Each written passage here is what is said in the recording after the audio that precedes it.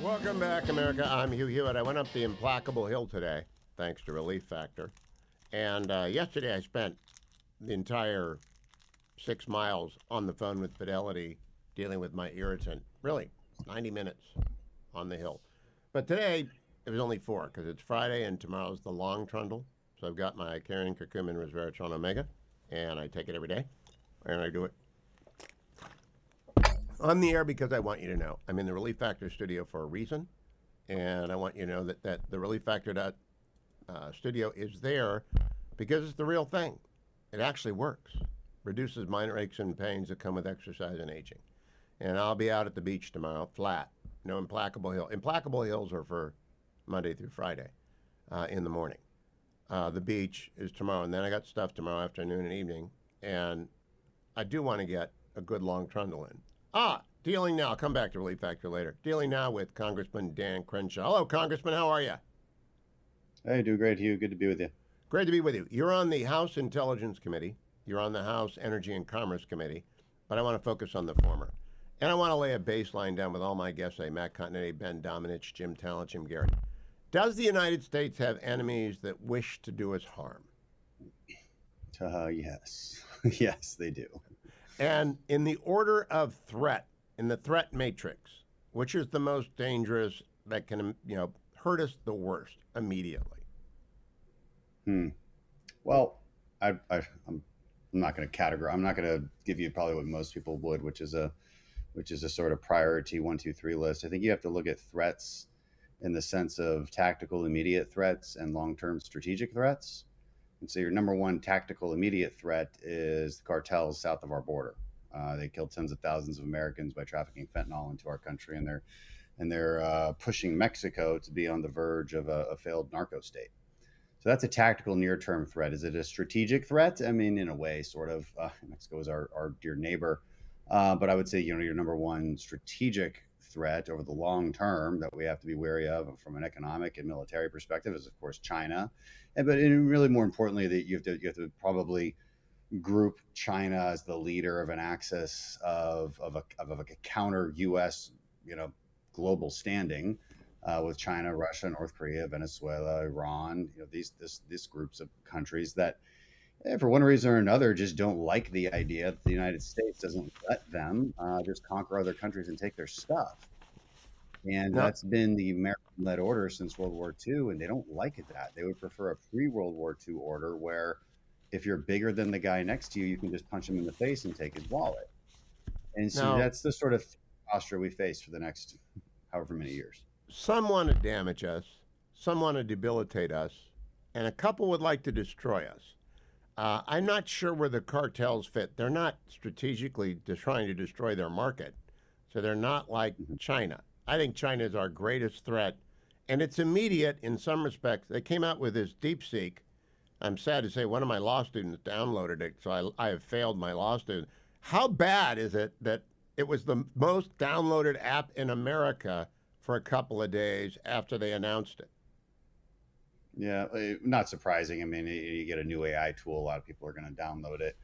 You have to have somebody who's a little bit more familiar with AI than I have. I've seen a couple interesting interviews on this. I mean, like China is good at copying us. So instead of being years behind on AI, they became months behind because a lot of our AI platforms are open source. You can go and copy them and just make them a little bit better for a fraction of the cost. And so we're freaking out because they made it for a fraction of the cost. But keep in mind, that's still off the back of American innovation.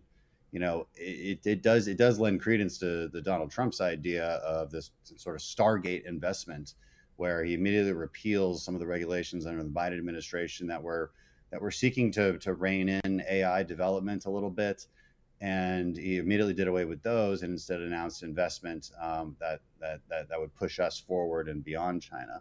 So between TikTok and things like DeepSeek, I mean, I think it's already been shown. I think I've read about this in the news already that there's evidence that DeepSeek is indeed being used to take your data, just like TikTok was. They're very good at this kind of Trojan horse thing. Look, Americans, look at this shiny object that you can become addicted to on your phone, and it'll get you. So, I mean, I'm not disagreeing with you.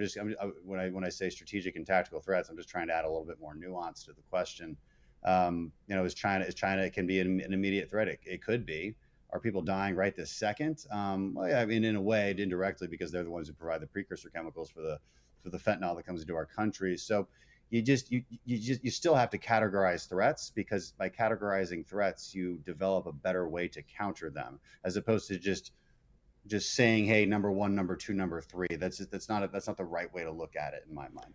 Well, there's another one, which is Iran, and its proxies, and the proxies have been shooting at, and have resulted in the death of two of our airmen, not the death, in the destruction of F-18 that caused two of our airmen to eject because they're in a battle zone and they got a friendly fire in a battle zone. Iran is our enemy, and people don't understand this, and the Houthis are shooting at us. Am I correct, Congressman? Yeah, you're correct. Most people understand Iran. Russia is a bit more of a mixed bag, whether people understand how they're actually an adversary. But Iran, I think more people do understand that. And Iran is acting out of desperation at this point. Israel's done us quite a few favors by dismantling Iran's proxies, namely Hezbollah, Hamas. You've seen what happened in Syria. I mean, Bashar al-Assad was also a proxy of Iran. There's a lot going in our favor when it comes to the battle against Iran, and Trump has a history of being a hawk against Iran. And so I think Iran is on its way on a downward trajectory for sure, and the Houthis have got to be next, because, as you said, they are problem children, and they're affecting global trade, which has an effect on U.S. consumers. And there's finally Russia. Now, I think Russia is a pretty traditional enemy.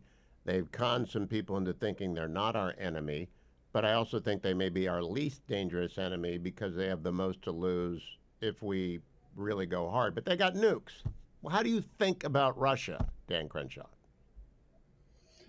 Yeah, like you said, long-term adversary. They seem to never want to have the same interests in mind as we do, even though they could. They simply don't. And I think people have to understand that they think like Easterners think. Eastern and Western thinking is simply different. Eastern thinking is based on projections of power. And the Russians have long wanted a security perimeter around them, and that requires them to invade countries. That's why they invade Georgia. That's why they invade Ukraine. That's why they won't stop at Ukraine. And so you either accept a world where dictators just invade other countries, which means you're accepting the pre-World War II world. And I want to remind everybody, you've never lived in the pre-World War II world, but tens of millions of people would die at a time. You didn't have a global economy. You had a pretty crappy life, frankly, for thousands of years. You didn't have modern medicine, modern anything, because it's the post-World War II world where America decided that we would storm the beaches of Normandy and actually make a decision to be the leaders, that we would prevent that. So our interest in Russia is basically making them regret it. And so I support Trump's goal of having some kind of arms disagreement, some kind of agreement with Russia, getting them to the table. They're not just going to come to the table. You've got to escalate to a certain amount in order to get them there. But for American strategic interest for the next 50 years, an American strategic interest is deterrence. We want to deter chaos around us. That's the simple answer. That's the threat matrix. I'm going to use it with all my guests.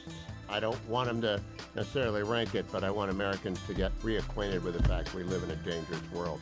Dan Crenshaw, thank you.